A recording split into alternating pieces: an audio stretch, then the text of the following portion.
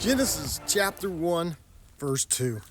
Starts off in the original Hebrew as Aretz Haya Tohu Bohu.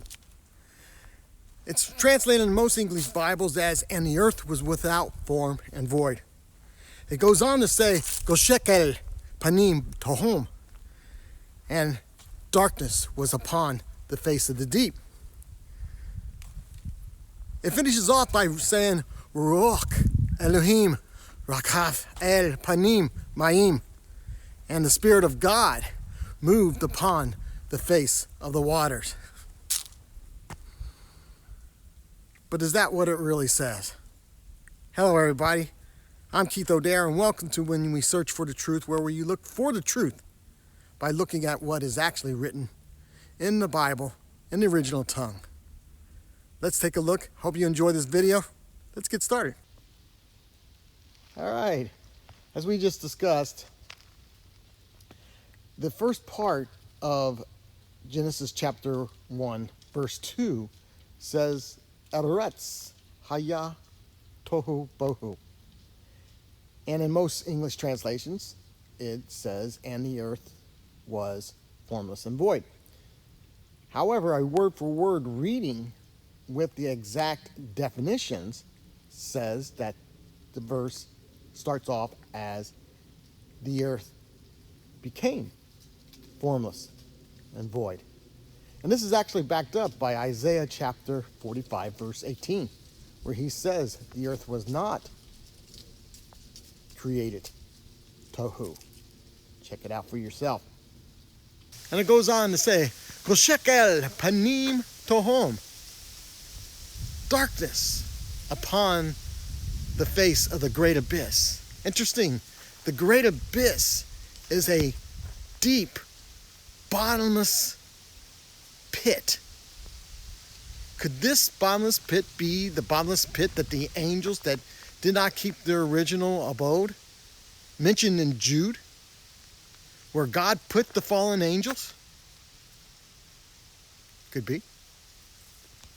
And finally, it says, Ruach Elohim Rakaf El Panim Mayim, which means in the word for word, Spirit of Elohim moved, shuddered over the face of all the waters. Interesting. The word here, shuddered, means to vibrate. And it's interesting to note that science even tells us that energy, when being seen in action, vibrates. Is this a sign of God? All right, let's put it together. In Genesis chapter 1, verse 2, and the word for word says, earth became formless, void. Darkness was upon the face of the great abyss, the bottomless pit. Spirit of Elohim moved, shuddered over or upon the face of the waters. So what does verse 2 tell us? Well, after verse 1 tells us that Elohim created the heavens and the earth, a perfect heavens and perfect earth, because that's what a perfect God does. Something happened. An event, a battle. Who knows? My thoughts, it was most likely the battle that we saw a third of the angels fall from heaven to earth. But we'll find out later on in the Bible. But something occurred, and the earth became formless and void.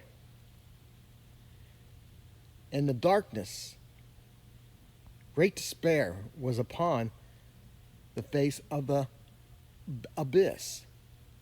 A great chasm, a bottomless pit. Again, as we said earlier, was this the bottomless pit that the third of the angels, or some of the angels, was reserved for, as mentioned in Jude, for the angels did not keep their original abode. Again, it kind of fits. And then the spirit of Elohim shuddered across or above the face of the waters. So we have at the end the moving power, the moving energy of God, either sealing in the pit or getting ready to reform the earth that was made formless and void